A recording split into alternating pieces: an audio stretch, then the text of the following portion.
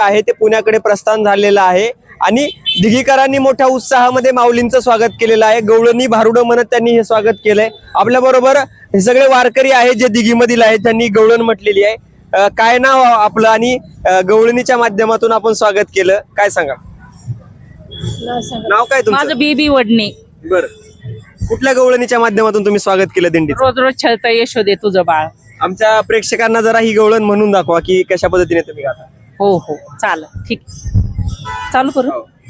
रोज रोज छळताय यशोदे तुझं पोरग, रोज रोज छळताय यशोदे तुझं पोरग, त्याच्या पायाला बांधून ठेवलाय दोरग, त्याच्या पायाला बांधून ठेवलाय दोरग, रोज रोज छळताय यशोदे तुझं पोरग, रोज रोज छळताय यशोदे तुझं पोरग, त्याच्या पायाला बांधून ठेवलाय दोरग, त्याच्या पायाला बांधून ठेवलाय दोरग, घागर घेऊन पाण्याशी जाता नंदाचा काना वाटेत होता, घागर घेऊन पाण्याशी जाता आडवा काना वाटेत होता, चावट हायलय चावट हायलय यशोदे तुझं पोरग, त्याच्या पायाला बांधून ठेवलाय दोरग, चावट हायलय यशोदे तुझं पोरग,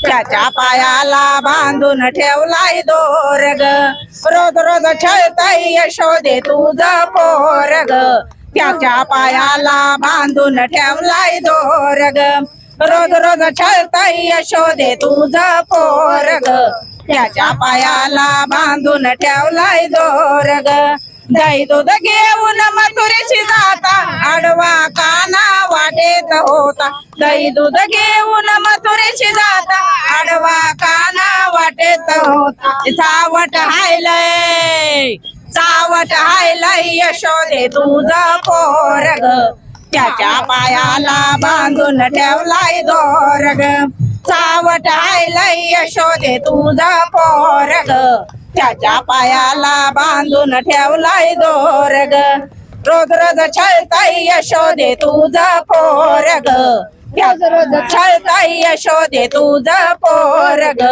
त्याच्या पायाला बांधून ठेवलाय दोरग, त्याच्या पायाला बांधून ठेवलाय दोरग, एका जनार्दनी गवळण राधा राधा लागली कृष्णाच्या नादा, एका जनार्दनी गवळण राधा राधा लागली हरीच्या नादा, चावट हायलय चावट हायलय यशोदे तुझं पोरग, त्याच्या पायाला बांधून ठेवलाय दोरग, चावट हायलय यशोदे तुझं पोरग, त्याच्या पायाला बांधून ठेवलाय दोरग, हे रोज रोज छळताय यशोदे तुझं पोरग, रोज रोज छळताय यशोदे तुझं पोरग, त्याच्या पायाला बांधून ठेवलाय दोरग, त्याच्या पायाला बांधून ठेवलाय दोरग, त्याच्या पायाला बांधून ठेवलाय दोरग।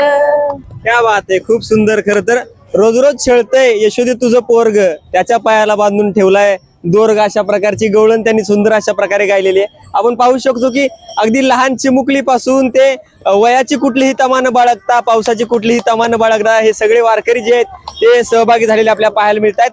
दिघीमध्ये पालखीचं मोठं स्वागत झालेलं आहे, पालखी पुण्याकडे निघालेली आहे, पुण्यामध्ये थोड्याच वेळात पोहोचेल।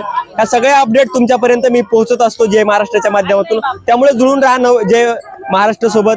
जय महाराष्ट्र न्यूज साठी निखिल सुक्रे, पुणे।